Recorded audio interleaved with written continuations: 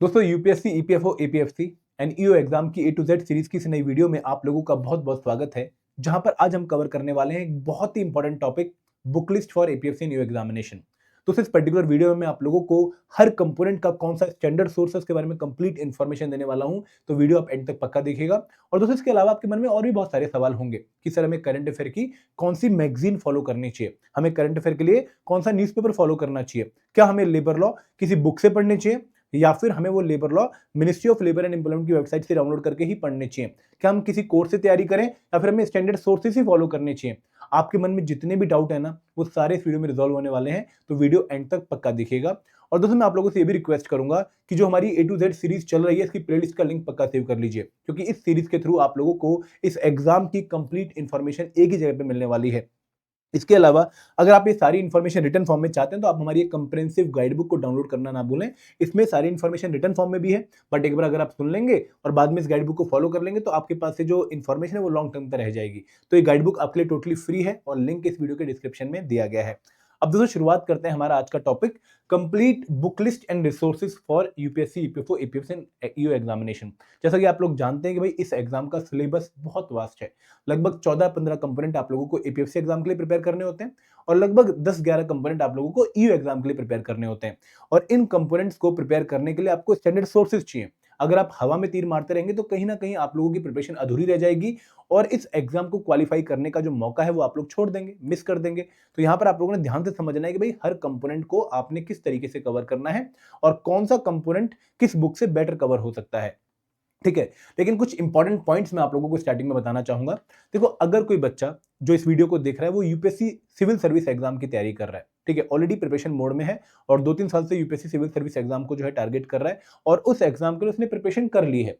तो उस particular exam में जो जीएस कंपोनेंट के लिए उसने सोर्स फॉलो किया है, यहां पर भी उनको जीएस कंपोनेंट के लिए वही सोर्स फॉलो करना चाहिए। मैं आप लोगों को समझाऊंगा कि देखो, अगर आप लोगों ने इंडियन पॉलिटी के लिए यूपीएससी सिविल सर्विस एग्जाम की प्रिपरेशन में कोई बुक फॉलो करी है तो वही बुक आपकी यहाँ पर भी काम आ जाएगी। अगर आपने मॉडर्न हिस्ट्री के लिए कोई बुक फॉलो करी है तो वही बुक आपकी यहाँ पर भी काम आ जाएगी। जो सोर्स मैं आप लोगों को बताने वाला हूं, अगर आपका सोर्स मेरे सोर्स से वेरी करता है तो आप अपने करंट सोर्स पे स्टिक रह सकते हैं, क्योंकि वो सोर्स भी इनफ होगा आपके एपीएफसी ईओ एग्जामिनेशन के लिए, क्योंकि सिविल सर्विस एग्जाम का जो जीएस का पोर्शन है वही यहाँ पर ओवरलैप भी करता है। कोई डिफरेंट प्रिपरेशन आप लोगों ने नहीं करनी है। तो अगर आप ऑलरेडी एक यूपीएससी सिविल सर्विस एग्जामिनेशन के एस्पिरेंट हैं तो Indian polity, modern history, Indian economy, Indian culture, general science, population development globalisation, quant, reasoning, इनके लिए आप वही कंपोनेंट फॉलो करिए जो आप ऑलरेडी अपनी प्रिपरेशन में फॉलो कर रहे हैं। कोई डिफरेंट सोर्स या फिर कोई सेकेंडरी सोर्स फॉलो करने की जरूरत आप लोगों को नहीं है। आई होप मेरा मैसेज आप लोगों को क्लियर मिल गया होगा। सेकंड पॉइंट क्या है कि भाई अगर कोई बच्चा ऑलरेडी एक कोर्स फॉलो कर रहा है, ठीक है, उसने हमारे इंस्टीट्यूट या फिर किसी भी इंस्टीट्यूट का कोर्स फॉलो कर रखा है for UPSC, EPFO, APFC new exam preparation, और उसके मन में डाउट ये है कि सर क्या उस कोर्स के साथ मुझे इन बुक्स को पढ़ना चाहिए, क्या मुझे दो सोर्स फॉलो करने चाहिए, एक मेरा कोर्स और ये स्टैंडर्ड बुक्स। तो यहां पर मैं आप लोगों को एक सलाह देना चाहूंगा कि जो भी कोर्स आप लोग फॉलो कर रहे हैं और उनसे आपने जो कंपोनेंट प्रिपेयर कर लिए हैं, आप एक बार उन कंपोनेंट्स के पीवाईक्यू सॉल्व करके देखिए। आप 2015 का, 2017 का, 2021 का, 2023 का एपीएफसी ईओ एग्जाम सॉल्व करके देखिए और देखिए कि वो क्वेश्चन आप लोगों के सॉल्व हो रहे हैं या नहीं हो रहे हैं। अगर वो क्वेश्चंस आप लोगों से सॉल्व हो रहे हैं तो आपका कोर्स ठीक है, आपको सही डायरेक्शन में लेके जा रहा है। लेकिन अगर वो क्वेश्चंस आप लोगों के कोर्स से सॉल्व नहीं हो रहे हैं तो कहीं ना कहीं वो सोर्स इनकम्प्लीट है, आप लोगों को अपना सोर्स चेंज करना पड़ेगा।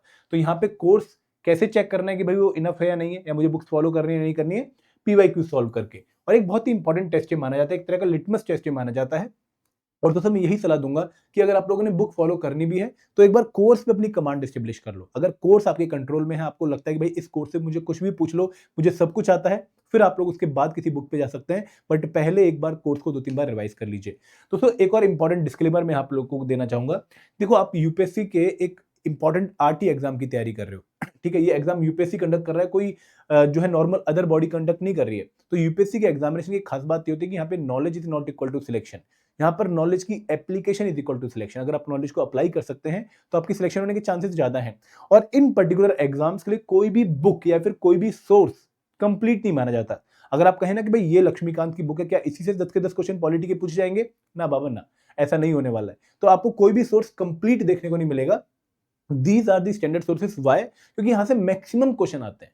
मैक्सिमम का मतलब है कि 80% 90% क्वेश्चन हिट करते हैं, लेकिन 100% क्वेश्चन इन बुक से हिट नहीं करते हैं। You have to follow other sources also, but first of all after completing these particular sources जो मैं आप लोगों को इस वीडियो में बताने वाला हूं, ये हमारा प्राइम क्राइटेरिया रहेगा। इन पे हम अपनी कमांड स्टेब्लिश करेंगे, इनको हम 100% 2-3 बार रिवाइज करके जो है प्रिपेयर कर लेंगे, उसके बाद हम अपना लेवल रेस करने की कोशिश करेंगे। बट प्राइमरी जो बेसिक रिक्वायरमेंट है वो आपकी यही बुक्स को कंप्लीट करने की है। तो ये आपकी फाउंडेशन बिल्ड करने के लिए, ठीक है, कोई कंप्लीट प्रिपरेशन आप लोगों की नहीं करवा रही है, फाउंडेशन बिल्ड करने के लिए इसके ऊपर आप लोगों को लेयरिंग करनी पड़ेगी। और वो लेयरिंग के मल्टीपल तरीके होते हैं कि भाई आप करंट अफेयर से लेयरिंग करो, आप जो है और अदर बुक्स पढ़ो जो कि इन बुक्स को कंप्लीट करने के बाद इनका जो है एक सप्लीमेंट्री रोल जो है अदा करती है, उनको पढ़ो, उनसे लेयरिंग करो। तो वो मैं आपको तरीके बताऊंगा। एंड दोस्तों एक और सलाह मैं आप लोगों को बार बार दूंगा कि जब तक आप एक बुक को अच्छे से कवर नहीं कर लेते हो, उसके ऊपर आपकी कमांड स्टेब्लिश नहीं है, जब तक आप लोगों को दूसरी बुक की तरफ मूव नहीं करना चाहिए। यहाँ पर सलाह यही होती है कि भाई एक बुक को 10 बार पढ़ो, ना कि एक कंपोनेंट की 10 बुक पढ़ो। मैक्सिमम टू मैक्सिमम आप एक कंपोनेंट की 2 सोर्सेज फॉलो कर सकते हो, बट उससे ज्यादा सोर्सेज फॉलो करने की सलाह मैं आप लोगों को नहीं देने वाला हूँ। तो ये कुछ इंपॉर्टेंट गाइडलाइंस थी बिफोर स्टार्टिंग दी सेशन, ताकि आप लोगों को आइडिया लग जाए कि भाई सेशन किस तरीके से प्रोसीड करने वाला है। एंड दोस्तों एक और चीज कि ये बुक्स जो मैं बताने वाला हूँ ये एग्जैक्टली किस बच्चे के लिए, ये एग्जैक्टली उस बच्चे के लिए है, ये आइडियली उस बच्चे के लिए जो कि सेल्फ स्टडी के थ्रू अपनी प्रिपरेशन करने की सोच रहा है, जिसको लगता है कि भाई मैं घर बैठ के तैयारी कर सकता हूं, बस एक बार मुझे बता दीजिए कौन से सोर्स मुझे फॉलो करने हैं, कौन सा जो है दायरा है जिसके रह के मुझे जिसके दायरे में रह के मुझे प्रिपरेशन करनी है, ये मुझे समझा दीजिए, मैं अपने घर पे बैठ के टिक कर तैयारी कर सकता हूं। ये उस बच्चे के लिए कि भाई ये सोर्सेस आपके सामने होने चाहिए, ये बुक लिस्ट आपके कपबोर्ड में होनी चाहिए, और इन बुक लिस्ट को फॉलो करके आप हर एक कंपोनेंट को प्रिपेयर कर सकते हो। ये आइडियल वीडियो उन बच्चों के लिए है। आगे बढ़ते हैं। अब दोस्तों बात करते हैं हर एक कंपोनेंट की बुक्स की। तो हम शुरुआत करते हैं इंडियन पॉलिटी से। इंडियन पॉलिटी को जब आप एपीएससी एग्जामिनेशन में देखोगे तो इसका नाम मेंशन कर रखा है governance and constitution of India in the APSC examination, लेकिन ईयू एग्जाम में इसका नाम इंडियन पॉलिटी है। लेकिन दोनों ही एग्जाम्स में आप लोगों को इंडियन पॉलिटी ही प्रिपेयर करनी है, और इंडियन पॉलिटी प्रिपेयर करने का बेस्ट सोर्स जो इस एग्जाम के हिसाब से मुझे लगता है वो है एम लक्ष्मीकांत की बुक। तो एक ऐसी बुक जो कि बहुत अच्छी तरीके से रिटर्न जो है लिखी गई है, और बहुत अच्छे तरीके से आपके जो कॉन्स्टिट्यूशनल प्रोविजंस हैं उनको कवर करती है, और बहुत ज़्यादा आपको कॉम्प्लेक्स देखने को ये बुक नहीं मिलेगी। बहुत सिंपल तरीके से आप लोगों को हर एक टॉपिक को कवर करवा रही है। और सबसे अच्छी बात इस बुक की है कि भाई हर एक टॉपिक को कवर भी किया गया है। लगभग 78 के चैप्टर्स अराउंड चैप्टर्स आप लोगों को देखने को मिलेंगे। आपको सारे के सारे चैप्टर्स प्रिपेयर नहीं करने, मैं आप लोगों को एक ब्रीफ जो है आइडिया देता हूँ कि भाई अपने कौन कौन से चैप्टर प्रिपेयर करने हैं। तो यहाँ पर आप लोगों ने शुरुआत करनी है पहले चैप्टर से, जो कि है historical background of Indian constitution, ठीक है। उसके बाद इसमें आपको जो चैप्टर देखने को मिलेगा वो होगा मेकिंग ऑफ इंडियन कॉन्स्टिट्यूशन, वो भी कवर करना है। देन उसका चैप्टर होगा फीचर्स ऑफ इंडियन कॉन्स्टिट्यूशन, फिर इंडियन प्रेम्बल चौथा चैप्टर होगा। देन आपको सिटीजनशिप, स्टेट्स की फॉर्मेशन, ये चैप्टर देखने को मिलेंगे, प्रिपेयर करने हैं।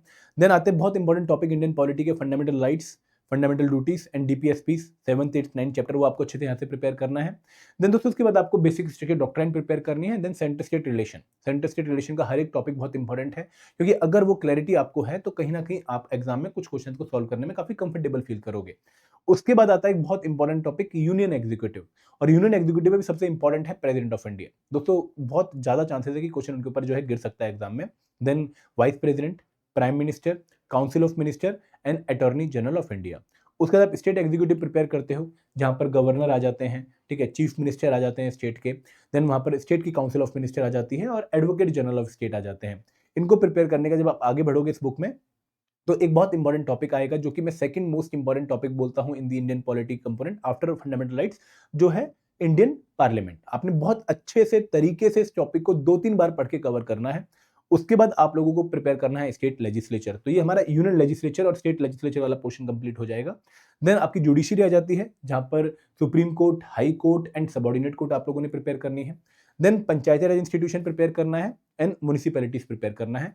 उसके बाद आप लोगों ने इस बुक में constitutional and non constitutional bodies prepare करनी है। तो लगभग 60 के आसपास चैप्टर होते हैं जो आप लोगों को इस बुक से प्रिपेयर करने होते हैं। जो बाद के चैप्टर हैं, एंटी डिफेक्शन लॉ, ठीक है, जो authoritative text of Indian constitution, वो वाले टॉपिक्स आप लोगों ने अवॉइड करने हैं। आप लोगों ने कॉन्स्टिट्यूशनल नॉन कॉन्स्टिट्यूशनल बॉडीज वाला जो टॉपिक है वो एंड तक प्रिपेयर करना है। उसके अलावा आपने और कोई टॉपिक इसमें एंड में प्रिपेयर नहीं करना है। दोस्तों वैसे तो इंडियन पॉलिटी के रिगार्डिंग बच्चों के डाउट ये भी आते हैं कि सर क्या यहाँ पे हमें एनसीईआरटी पढ़नी चाहिए, ठीक है। तो दोस्तों एनसीईआरटी तब पढ़नी चाहिए जब आपके पास बहुत ज्यादा टाइम हो और आप बहुत बहुत खुले टाइम के साथ तैयारी कर रहे हो, मतलब आपको पता हो कि भाई एग्जाम बहुत दूर है लेकिन मुझे एक बहुत तगड़ी प्रिपरेशन करनी है, कुछ भी चीज छोड़नी नहीं, तब आप एनसीईआरटी से स्टार्ट कर सकते हो। बट अगर आपको पता है कि भाई पार्लियामेंट क्या होता है, बेसिक टर्मिनोलॉजी की आपको क्लैरिटी है कि कॉन्स्टिट्यूशन क्या होता है, लेजिस्लेचर क्या होता है, तो आप एनसीईआरटी अवॉइड कर सकते हो। लेकिन अगर किसी बच्चे को ये भी क्लैरिटी नहीं है कि भाई प्रेसिडेंट, प्राइम मिनिस्टर, इनमें डिफरेंस क्या होता है, ठीक है, लेजिस्लेचर और एग्जीक्यूटिव में क्या डिफरेंस होता है, तो आप लोगों को क्लास 9th और 10th की एनसीईआरटी जो डेमोक्रेटिक पॉलिटिक है वहां से स्टार्टिंग करनी चाहिए। और क्लास 11th की NCERT Indian constitution at work आप अवॉइड कर सकते हैं।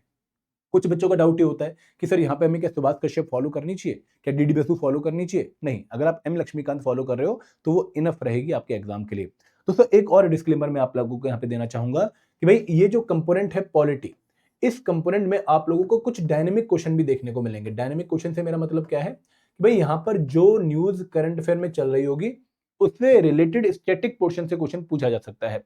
फॉर एग्जाम्पल, अगर article 143 of Indian constitution news में है तो देर आर हाई चांसेस कि उसके ऊपर क्वेश्चन एग्जाम में पूछा जाए।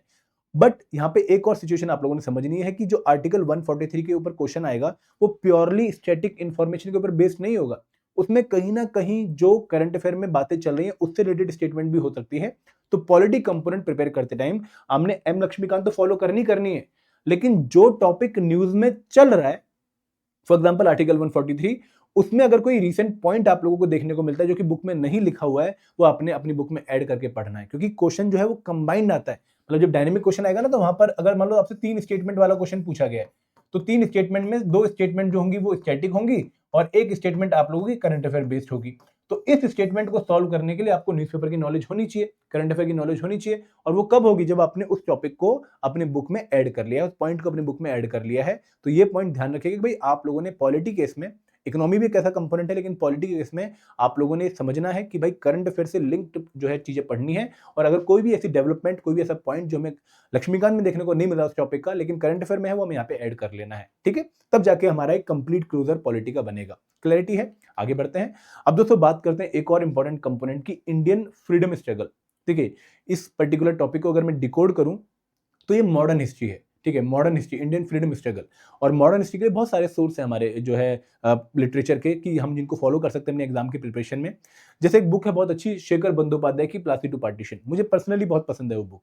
ठीक है, then there is a book by Bipin Chandra, India struggle for independence. 2 book आती है बिपिन चंद्रा सर की, एक पतली सी बुक आती है, एक मोटी बुक आती है, काफी अच्छी बुक्स है, वो भी पढ़ने में मजा आता है। लेकिन एक कंप्लीट सोर्स जिसके ऊपर आप रिलाई कर सकते हो, जिसको आप कंप्लीटली फॉलो कर सकते हो, वो सोर्स क्या है? वो सोर्स है a brief history of modern India by Rajiv Ahir, जिसको हम स्पेक्ट्रम की बुक के नाम से जानते हैं। एक बहुत ही अच्छी बुक जहां पर सभी सोर्सेज को कंबाइन करके आप लोगों को सारा मटेरियल एक ही जगह पे दे दिया गया है। तो एक तरह की कुंजी है जो कि मल्टीपल बुक्स को कंप्लीट करके आपको एक जगह प्रोवाइड करती है। तो आप लोगों ने इस बुक को फॉलो करना है for your modern history preparation, और उसके सारे ही चैप्टर आपको एग्जाम के लिए प्रिपेयर करने हैं, कोई भी चैप्टर छोड़ना नहीं है। थोड़ी मोटी बुक जरूर है बट दोस्तों कोई भी इंफॉर्मेशन मिस नहीं करती है। और आप लोगों को जो यूपीएससी के पुराने क्वेश्चंस के जो सॉल्यूशन है वो भी आपको इनमें इनकॉर्पोरेटेड देखने को मिलेंगे in the form of information. तो आपने इसी बुक को फॉलो करना है और एंड टू एंड इस बुक को फॉलो करना है, ठीक है? कोई भी चैप्टर इसमें मिस नहीं करना है। और दोस्तों इसके अलावा अगर आप लोगों की जो है इंटरेस्ट है हिस्ट्री को पढ़ने में, फॉर एग्जाम्पल आपने शेखर बंदोपाध्याय पढ़नी है या फिर आपने विपिन चंद्रा पढ़नी भी है, तो पहले इस बुक को कंप्लीट करने के बाद आप उन बुक्स पे जा सकते हैं। और कुछ ऐसी इन्फॉर्मेशन आपको मिलेगी नहीं जो इस बुक में नहीं होगी, ठीक है, जो उन बुक्स में है। बट वो बुक्स जो है आपका एक ब्रॉड व्यू खोल देती हैं, तो आपको वो बुक्स भी जो है अगर पढ़ने का मन है तो आप पढ़ सकते हैं, लेकिन इसको कंप्लीट करने के बाद। दोस्तों एक और बात कि एपीएससी एग्जाम के सिलेबस में कहीं भी एंशिएंट और मॉडर्न हिस्ट्री मेंशन नहीं, मेडिवल हिस्ट्री मेंशन नहीं कर रखा है, लेकिन क्वेश्चन आप लोगों को एग्जाम में देखने को मिलेंगे। तो उन पर्टिकुलर पोर्शन को कंप्लीट करने के लिए आप तमिलनाडु बोर्ड की, ठीक है, ये मैं इम्प्लिसिट सिलेबस की बात कर रहा हूं जो कि एग्जैक्टली नोटिफिकेशन में मेंशन नहीं है, तमिलनाडु बोर्ड की क्लास 11th की बुक आती है एक, ठीक है, जिसको हम एससीईआरटी के नाम से आता है, स्टेट पब्लिकेशन की बुक है वो। आप एंशिएंट और मिडिवल हिस्ट्री के लिए तमिलनाडु बोर्ड की जो ये बुक है हिस्ट्री की क्लास 11th की, उसको फॉलो कर सकते हैं। क्लैरिटी है आप लोगों को? तो यहाँ पर हमने किसकी बात करी? हमने इंडियन फ्रीडम स्ट्रगल की बात करी और हमने जो है एंशिएंट और मिडिवल हिस्ट्री की बात कर ली। आगे बढ़ते हैं, अब बात करते हैं इंडियन कल्चर की। तो इंडियन कल्चर सिर्फ एपीएससी एग्जामिनेशन में आता है, ईयू एग्जाम में नहीं आता है।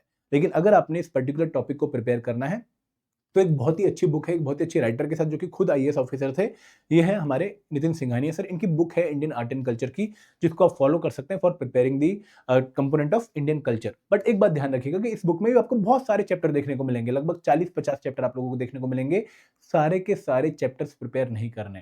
दोस्तों आप लोगों को जो सिलेबस में वर्डिंग दी गई वो है इंडियन हेरिटेज एंड कल्चर, तो यहाँ पर आपने ध्यान रखना है कि इंडियन आर्किटेक्चर बहुत इंपॉर्टेंट है, ठीक है। जो पेंटिंग्स है बहुत इंपॉर्टेंट है, देन डांस बहुत इंपॉर्टेंट है, उसके बाद जो बुक्स हैं बहुत इंपॉर्टेंट है, रिलीजन एंड फिलॉसफी बहुत इंपॉर्टेंट है, स्कल्पचर बहुत इंपॉर्टेंट है, फेयर एंड फेस्टिवल बहुत इंपॉर्टेंट है, tangible heritage, intangible heritage, Bharat के जो फेमस राइटर्स हुए, साइंटिस्ट हुए, उनके बारे में जो इन्फॉर्मेशन है, लगभग 10-12 चैप्टर आपके इस पर्टिकुलर टॉपिक के आप लोगों ने प्रिपेयर करने हैं। अगर आप लोगों ने वो टॉपिक लिस्टिंग जो है आइडेंटिफाई करने की भाई कौन सी टॉपिक लिस्टिंग इस बुक से आपको प्रिपेयर करनी चाहिए, तो ये गाइड बुक आपके पास होनी चाहिए। और आगे आपको इस सीरीज में एक सेशन देखने को मिलेगा डिकोडेड सिलेबस का, वहां पर भी आपको मैं कंप्लीट लिस्ट बताऊंगा कि with in the Indian culture portion आप लोगों को कौन कौन से टॉपिक प्रिपेयर करने हैं। तो वो टॉपिक जो मैं मेंशन करूंगा वो आपने इस बुक से प्रिपेयर करने हैं। दोस्तों एक बच्चे का डाउट ये भी होता है कि सर क्लास 11th की एक एनसीईआरटी भी तो है जो इंडियन क्राफ्ट के ऊपर है, इंडियन आर्ट एंड कल्चर के ऊपर है, क्या मुझे वो एनसीईआरटी पढ़नी चाहिए? मैं अगेन सजेशन ये दूंगा कि अगर आप ये बुक कंप्लीट कर रहे हो तो वो बुक ऑटोमेटिकली इसमें कवर हो रही है, आपको फिर वो अलग से पढ़ने की जरूरत नहीं है। ऐसी कोई भी इंफॉर्मेशन उस बुक में नहीं है जो कि यहाँ पे कवर नहीं कर रखी है, ठीक है। ये आपको एक अच्छा सोर्स देखने को मिलेगा जहां पर आप लोगों को इंटरेस्टिंग वे में, मतलब प्रॉपर डायग्राम के साथ, विजुअल रिप्रेजेंटेशन बहुत अच्छी है, कलर के साथ जो है बुक लिखी गई है, कलर प्रिंटिंग के साथ, तो आपको मजा आएगा इस बुक को पढ़ने में, ठीक है। आगे बढ़ते हैं, अब बात करते हैं जर्नल साइंस की। दोस्तों एपीएफसी एग्जामिनेशन और ईयू एग्जाम में जर्नल साइंस एक बहुत ही इंपॉर्टेंट कंपोनेंट है। एग्जाम में अराउंड 10 क्वेश्चन इस कंपोनेंट से आएंगे ही आएंगे। तो बच्चों को डाउट होता है कि सर ये कंपोनेंट कहाँ से प्रिपेयर करना है। तो देखो यहाँ पे टेक्नोलॉजी वाला पोर्शन आता नहीं है, तो आप लोगों को करंट अफेयर तो यहाँ पे प्रिपेयर करने की जरूरत नहीं है, क्योंकि टेक्नोलॉजी वाले पोर्शन के लिए आपको करंट अफेयर से पढ़ना पड़ता है कि भाई कौन सी नई टेक्नोलॉजी आई है, उसकी एप्लीकेशन क्या है। बट जब वो वाला पोर्शन यहाँ पर कवर ही नहीं है तो वो चीज आप अवॉइड कर सकते हो। यहाँ पर आपकी सिर्फ बेसिक साइंस आती है, बेसिक फिजिक्स, ठीक है, न्यूटन्स लॉ ऑफ मोशन हो गया, एनर्जी हो गया, मोमेंटम हो गया, या फिर बेसिक केमिस्ट्री, केमिकल चेंज क्या है, एसिड क्या है, बेस क्या है, या फिर basic biology, muscular system, reproductive system, digestive system, उनके रिगार्डिंग क्वेश्चन आता है। तो यहाँ पर आप लोगों ने क्लास 6 से लेकर क्लास 10th की एनसीईआरटी फॉलो करनी है। बट क्या यही फॉलो करनी है? नहीं दोस्तों, इनसे आपका एक बेसिक फाउंडेशन डेवलप होगा, आप लोगों को बहुत सारी इंफॉर्मेशन मिलेगी। बट साइंस को अच्छे से प्रिपेयर करने के लिए आपको एक बुक और आती है, अरिहंत पब्लिकेशन की या ल्यूसेंट पब्लिकेशन की जर्नल साइंस की बुक, जहां पर थ्योरी कम होती है लेकिन एमसीक्यूज बहुत ज्यादा होते हैं। तो आपने इन बुक्स को पढ़ने के बाद यहां से एमसीक्यूज पक्का सॉल्व करने हैं और उनकी एक्सप्लेनेशन पक्का देखनी, क्योंकि साइंस का ना कोई दायरा नहीं है, कोई लिमिट नहीं है। आप जिस लिमिट में चाहो उस लिमिट में इसको प्रिपेयर कर सकते हो। तो अपनी इन बुक्स पे कमांड स्टेब्लिश करने के लिए, इन बुक्स को जो एक अलग इंटरप्रिटेशन के साथ या फिर एप्लीकेशन का कवर करने के लिए आपको कहीं ना कहीं एमसीक्यूज और सॉल्व करने पड़ेंगे। तो आप अरिहंत पब्लिकेशन की बुक आती है जनरल साइंस की, या फिर ल्यूसेंट पब्लिकेशन की भी आती है, कोई भी एक बुक फॉलो कर सकते हैं अलॉन्ग विद एनसीईआरटी, ठीक है। आगे बढ़े, अब दोस्तों बात करते हैं इंडियन इकोनॉमी की। देखिए इंडियन इकोनॉमी की मार्केट में ना बहुत स्ट्रॉन्ग डेफिनेट बुक नहीं है, जैसे इंडियन पॉलिटी की लक्ष्मीकांत है। इंडियन इकोनॉमी की कोई ऐसी डेफिनेट बुक नहीं कि भाई ये बुक पढ़ लो आपका एग्जाम का कंप्लीट रिक्वायरमेंट मीट हो जाएगा। नो डाउट रमेश सिंह है, नितिन सिंघानिया सर की बुक है, लेकिन मैं उन्हें कंप्लीट नहीं बोलूंगा, वो थोड़ी ज्यादा कंटेंट कवर करते हैं as per the exam requirement. तो यहाँ पर मैं उन बुक्स को फॉलो करने की सलाह आप लोगों को नहीं दूंगा। अगर आप इंडियन इकोनॉमी अच्छे से प्रिपेयर करना चाहते हैं एग्जाम की रिक्वायरमेंट के हिसाब से, एपीएफसी एग्जाम की रिक्वायरमेंट के हिसाब से, तो यहाँ पर आप लोगों ने दो एनसीईआरटी, एक क्लास 11th की एनसीईआरटी है इंडियन इकोनॉमिक डेवलपमेंट, ठीक है, जहां पर आप लोगों को इंडिया की जो इकोनॉमिक हिस्ट्री है उसके बारे में पता लग जाएगा, 5 ईयर प्लान्स के बारे में पता लग जाएगा, और फिर आपको जो करंट सिनेरियो है इंडियन इकोनॉमी का उसके बारे में इंफॉर्मेशन मिल जाएगी। देन दोस्तों एक और जो इंपॉर्टेंट बुक है जो आपको पक्का पढ़नी है वो है इंट्रोडक्टरी मैक्रो इकोनॉमिक्स की बुक, क्लास 12th की, काफी अच्छी बुक है। यहाँ पर आप लोगों को monetary policy, physical policy, then BOP, then measurement of growth, GDP क्या होती है, जीएनपी क्या होती है, एनएनपी क्या होती है, उनके बारे में काफी अच्छी इंफॉर्मेशन मिलने वाली है। तो ये बेसिक बुक है जो आपको पक्का पढ़नी है। बट दोस्तों इकोनॉमी ना एक समझने वाला कंसेप्ट है, तो यहाँ पर मैं आपको सलाह ये दूंगा कि इन बुक्स को कवर करने के बाद एक मृणाल सर की प्लेलिस्ट है यूट्यूब पे 85 वीडियोस की, आप उस प्लेलिस्ट को भी एक बार पक्का देखिएगा। अगर आपको अपडेटेड प्लेलिस्ट मिल जाती है तो बहुत बढ़िया है, ये पुरानी वीडियोस हैं बट ये आपका कंसेप्ट बिल्ड करने में आपको काफी हेल्प करेंगी। तो यहाँ पर इकोनॉमिक्स को पढ़ने के लिए आप लोगों को बुक तो फॉलो करनी चाहिए, लेकिन कोई ऐसी वीडियो या फिर कोई ऐसा मटेरियल मिल जाए जहां पर आपको अंडरस्टैंडिंग वाला पोर्शन कवर करवा दें तो आपके लिए काफी बेटर रहेगा। तो ये बुक्स फॉलो करिए। और दोस्तों इकोनॉमिक्स में भी आप ध्यान दीजिएगा कि यहाँ पर भी करंट अफेयर से लिंक क्वेश्चन काफी आते हैं। फॉर एग्जाम्पल अगर कल आरबीआई ने अपनी जो रेपो रेट है उसको 50 बेसिस पॉइंट इंक्रीज कर दिया तो उसका इंपैक्ट क्या पड़ेगा इकोनॉमी में, ये सारे एस्पेक्ट आपकी कवर होने चाहिए। तो जो करंट अफेयर डेवलपमेंट है या फिर करंट अफेयर में मान लो आरबीआई ने कल कोई नया जो है डेरिवेटिव लॉन्च कर दिया, कोई नई सिक्योरिटी लॉन्च कर दिया, फिर कोई नया इंस्ट्रूमेंट लॉन्च कर दिया मॉनेटरी पॉलिसी का, तो उसके बारे में आपको अपडेट होनी चाहिए, क्योंकि एग्जाम में उनके ऊपर क्वेश्चन पूछे जाने के चांसेस काफी ज्यादा हैं। तो इकोनॉमी भी कोशिश ये करेगा कि भाई आप करंट अफेयर से लिंक करके ही स्टैटिक पोर्शन प्रिपेयर करें। आगे बढ़े। अब दोस्तों बात करते हैं पॉपुलेशन डेवलपमेंट एंड ग्लोबलाइजेशन। एक ऐसा टॉपिक जो कि हमें ऐसा लगता है कि भाई हमने नहीं पढ़ा हुआ है, क्योंकि ये कंपोनेंट जो है न्यू है एपीएससी एग्जाम का और किसी एग्जाम में नहीं आता है। तो यहाँ पर देखो population development and globalisation 3 topic हैं। तो जो पॉपुलेशन वाला टॉपिक है, यहाँ पर हमें इंडिया की जो ह्यूमन ज्योग्राफी है उसको प्रिपेयर करना होता है। उसके लिए जो बेस्ट बुक है वो है Indian people and economy class 12 की। यहाँ से आप इसको फॉलो कर सकते हैं। क्लास 12 की एनसीईआरटी है इंडियन पीपल एंड इकोनॉमी। लेकिन देखो यहाँ पे पीडीजी में आप लोगों को ध्यान देंगे, कई बार इन्होंने क्वेश्चन जो है फिजिकल ज्योग्राफी भी पूछे हुए हैं। तो एज अ क्वेश्चन मैं आप लोगों को रिक्वेस्ट ये करूंगा कि जो इंडिया की फिजिकल एनवायरमेंट की बुक है क्लास 11 की, यहाँ से आप 2 चैप्टर तो पक्का, एक चैप्टर 2 है जहां पे इंडिया की फिजियोग्राफी के बारे में बताया गया है, और एक चैप्टर शायद 3 है जहां पे ड्रेनेज सिस्टम के बारे में बताया गया है। ये 2 टॉपिक आप लोगों ने पक्का इस बुक से प्रिपेयर करने हैं, क्योंकि एग्जाम में क्वेश्चन देखे गए हैं। इसके अलावा दोस्तों जो डेवलपमेंट वाला पार्ट है, वहां पर आप लोगों ने करंट अफेयर से चीजों को कवर करना है कि भाई ह्यूमन डेवलपमेंट क्या होती है। ठीक है, डेवलपमेंट रिपोर्ट्स जो आती हैं, जैसे सस्टेनेबल डेवलपमेंट गोल की रिपोर्ट आ गई या फिर ह्यूमन डेवलपमेंट रिपोर्ट आ गई, तो उसमें इंडिया की क्या रैंकिंग है, कौन कौन से इंडिकेटर है वहां पर, वो सारी चीजें आप करंट अफेयर से कवर करेंगे। और जो ग्लोबलाइजेशन वाला पार्ट है, वो आप किसी भी एक पीडीएफ को, ऑनलाइन पीडीएफ को फॉलो करके ग्लोबलाइजेशन क्या होती है और उसका इंपैक्ट क्या है हमारी सोसाइटी में, वो प्रिपेयर कर सकते हैं। बट अगेन देखो बहुत ही जनरल टॉपिक है, आप कहीं से भी अगर ग्लोबलाइजेशन को पढ़ लेंगे, समझ लेंगे, तो आपको यहाँ पे दिक्कत नहीं आने वाली। इवन जो इकोनॉमी में टॉपिक ग्लोबलाइजेशन का आएगा, अगर आपने वो भी पढ़ रखा है तो भी आपको यहाँ पर वो हेल्प कर देगा। तो बहुत ज्यादा टेंशन आप लोगों को ग्लोबलाइजेशन के बारे में नहीं लेनी, क्योंकि क्वेश्चन बहुत सिंपल आ रहा है और बेसिक अंडरस्टैंडिंग, बेसिक नॉलेज भी आपको हेल्प करेगी क्वेश्चन सॉल्व करने में। आगे बढ़ते हैं। अब दोस्तों बात करते हैं एक और बहुत इंपॉर्टेंट कंपोनेंट की, आईआर लेबर लॉ, जिसका पहला पार्ट है इंडस्ट्रियल रिलेशन। देखिए इंडस्ट्रियल रिलेशन एग्जाम में इंपॉर्टेंट है, 4 से 5 क्वेश्चन आपको आउट ऑफ 120 एग्जाम में इसके लिए देखने को मिलेंगे, और इसके लिए भी बहुत सारे सोर्सेज नहीं है। मतलब आईआर एक ऐसा जो है सब्जेक्ट है जहां पर आपको बहुत लिमिटेड सोर्सेज देखने को मिलेंगे, और जो मुझे काफी अच्छा सोर्स लगा है वो है प्याली घोष की बुक। ठीक है, प्याली घोष एंड शिफाली नंदन एक राइटर है जिन्होंने आईआर एंड लेबर लॉ के ऊपर बुक लिखी हुई है, मैग्रा पब्लिकेशन की। यहां से आप जो है सिलेबस को प्रिपेयर कर सकते हैं। देखिए अगेन इस बुक में बहुत सारे टॉपिक्स हैं, आपको सारे टॉपिक प्रिपेयर नहीं करने हैं। जो डिकोडेड सिलेबस में मैं आपको लिस्ट बताऊंगा, वो लिस्ट आप लोगों ने इस बुक से प्रिपेयर करनी है। उसके अलावा बाकी चैप्टर आपने प्रिपेयर नहीं करना है। ट्रेड यूनियन आपको प्रिपेयर करना है, कौन कौन से इंडस्ट्रियल डिस्प्यूट होते हैं वो आपने प्रिपेयर करना है, उनकी सेटलमेंट कैसे होती है, ठीक है, वेजेस के रिगार्डिंग क्या प्रोविजन है, लेबर की पार्टिसिपेशन मैनेजमेंट में कैसे होती है। तो वो जो 14-15 टॉपिक मैं आपको बताऊंगा वही आपने इस बुक से प्रिपेयर करने हैं। और एक और बात कि भाई लेबर लॉ यहाँ से प्रिपेयर मत करिएगा। अब क्यों प्रिपेयर मत करिएगा, ऐसी क्या जो है दिक्कत आ गई?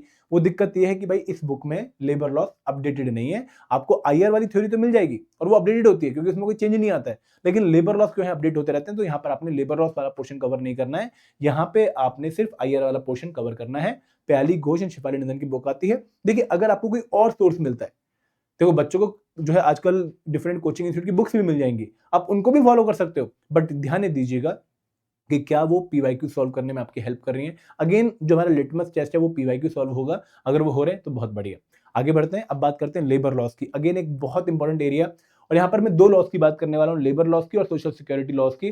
तो दोनों मिला के 17 एक्ट है लगभग, ठीक है, और 17 एक्ट की जो वेटेज है एग्जाम में वो 20 क्वेश्चन की है। मतलब 50 मार्क्स जो है पेपर में आपके इस स्लाइड से आने वाले हैं। तो ये स्लाइड आपके लिए बहुत इंपॉर्टेंट है, ये सोर्सेज आपके लिए बहुत इंपॉर्टेंट है। तो सबसे पहले मैं बात करूंगा लेबर लॉस की। देखो हमारे देश में ना बहुत सारे लेबर लॉ है, लगभग जो है अगर हम काउंट भी करें तो 100+ लेबर लॉ जाएंगे।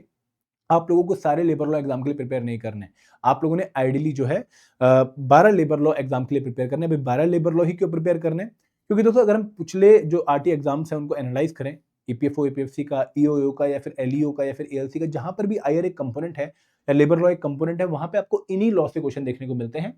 तो 12 लेबर लॉ की लिस्ट आपको डिकोडेड सिलेबस वाली जो गाइड बुक में मिल जाएगी। आपने वो 12 labour law ministry of labour and employment की वेबसाइट पे जाना है, यहाँ पे एक एक्ट एंड रूल वाला सेक्शन होगा, उस पर क्लिक करना है और वहां पे आपको आईआर वाला सेक्शन देखने को मिलेगा। वहां से आपने इन एक्ट्स को डाउनलोड कर लेना है। आपने वो ही 12 एक्ट डाउनलोड करने हैं जो कि हमारी लिस्ट में दिए गए होंगे। अब दोस्तों बच्चे के मन में डाउट ये आता है कि सर 12 ही लेबर लॉ प्रिपेयर करने हैं ना, कोई और तो नहीं प्रिपेयर करना। देखिए अगर कोई लेबर लॉ न्यूज में है जिसके बारे में चर्चा हुई है, तो वो लेबर लॉ भी हमारी इस लिस्ट में ऐड हो जाएगा। अगर वो इस लिस्ट में नहीं है तो यहाँ पर याद रखिएगा कि 12 लेबर लॉ तो है ही है, लेकिन यूपीएससी ये लिस्ट अपडेट करती रहती है क्वेश्चन बनाते टाइम। तो वो लिस्ट कैसे अपडेट करती है, कोई न्यूज में है तो आप भी ऐसे ही अपडेट करिए भाई, जो न्यूज में लेबर लॉ है वो आपकी लिस्ट में ऐड हो जाएगा।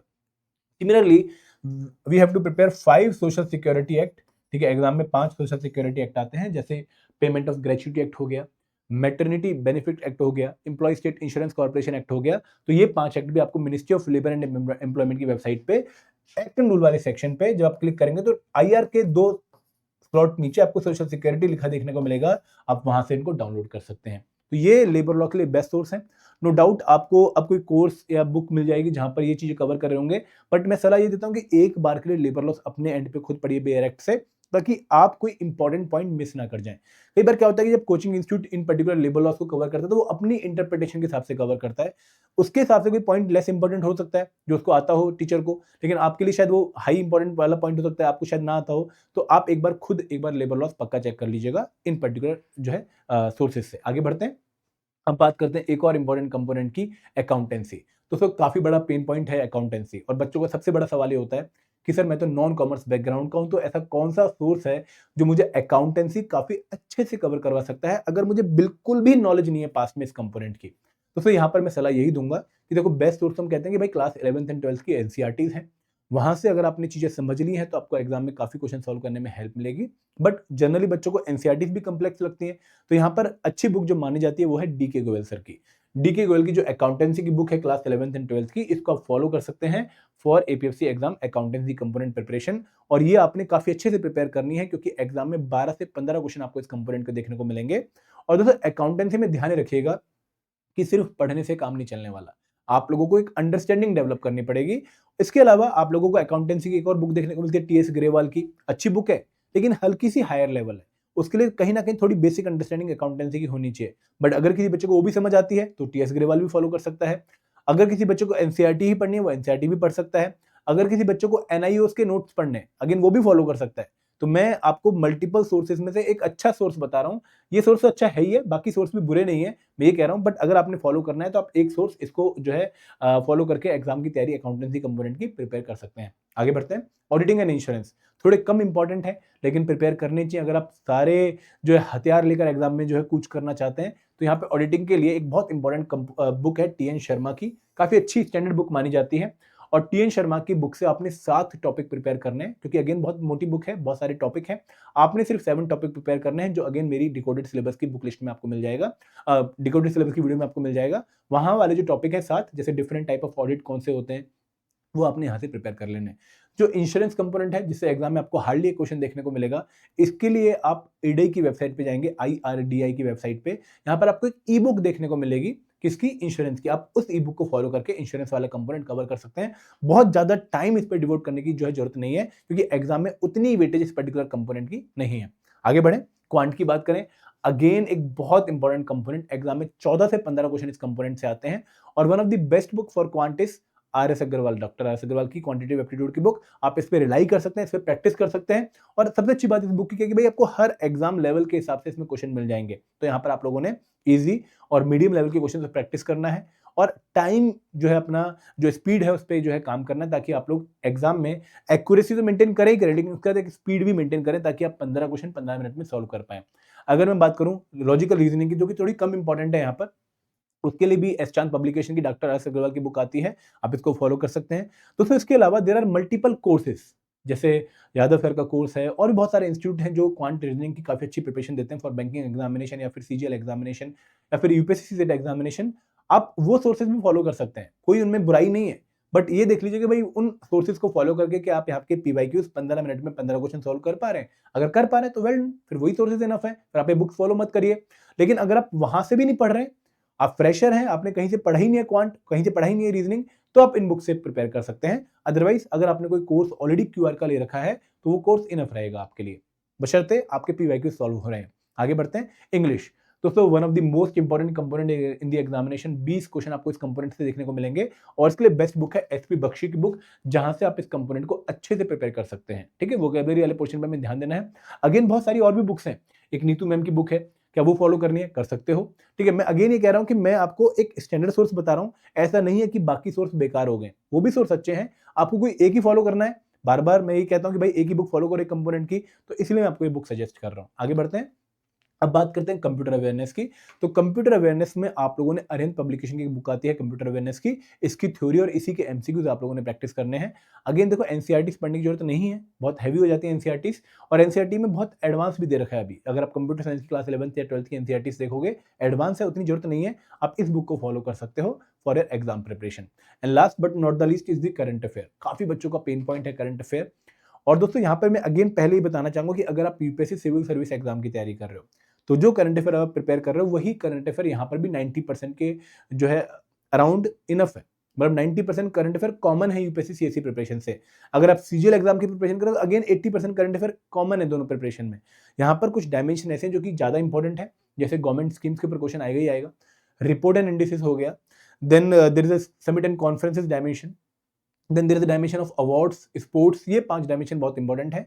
तो इनके लिए या तो आप जो है द हिंदू या इंडियन एक्सप्रेस में से कोई भी एक न्यूज़पेपर, अगर आप इंग्लिश मीडियम के हैं, अगर आप हिंदी माध्यम के हैं तो आप दैनिक जागरण फॉलो कर सकते हैं, और कोई भी इंस्टीट्यूट की मैगजीन जो इन 5 डायमेंशन को अच्छे से कवर कर रही है, विजन आईएएस हो गया, दृष्टि हो गया, अफेयर्स क्लाउड हो गया, हमारी मैगजीन हो गया, आप कोई भी मैगजीन फॉलो कर सकते हैं बशर्ते ये 5 डायमेंशन आप अच्छे से कवर कर रहे हो। तो उसमें मैं सलाह ये दूंगा कि न्यूज़पेपर पक्का पढ़िए, जितने मर्जी बिजी क्यों ना हो, डेली न्यूज़पेपर रीडिंग की आदत डाल लीजिए, एटलीस्ट 30-40 मिनट। उसके कोई भी करंट अफेयर मैगजीन आपके लिए एक रिवीजन का जरिया बन जाएगा, जो कि आपको हेल्प करेगा उन न्यूज़ को कवर करने में जो आपने न्यूज़पेपर में पढ़ी होंगी। तो यहाँ पे इंडियन एक्सप्रेस या द हिंदू में से कोई भी एक न्यूज़पेपर प्लस कोई भी एक मैगजीन जो आपकी 5 डायमेंशन जो मैंने बताई उनको कवर कर रही हो, that will be a good source for the current affair portion. और एटलीस्ट 6 मंथ के करंट अफेयर आप लोगों को प्रायोरिटी बिफोर द एग्जाम करने चाहिए प्रिपेयर। ओके, तो ये बुक लिस्ट के रिगार्डिंग पूरी वीडियोस थी। आई होप आपको बहुत मजा आया होगा, आप लोगों को एक कंप्लीट अंडरस्टैंडिंग मिल गई होगी कि भाई कौन सी बुक्स हमें किस कंपोनेंट पे प्रिपेयर करनी है। आप मुझे कमेंट सेक्शन में बताइए कि भाई अगर कोई मैंने सोर्स जो है मिस कर दिया है, फिर कोई इन्फॉर्मेशन मिस कर दी है जो आपको इंपॉर्टेंट लगती है और जो आपको पता होनी चाहिए, प्लीज कमेंट सेक्शन में बताइएगा मुझे, और मुझे रिव्यू भी दीजिएगा भाई आपको वीडियो कैसी लगी। तो this is all from my side, thank you very much, जय हिंद, जय भारत।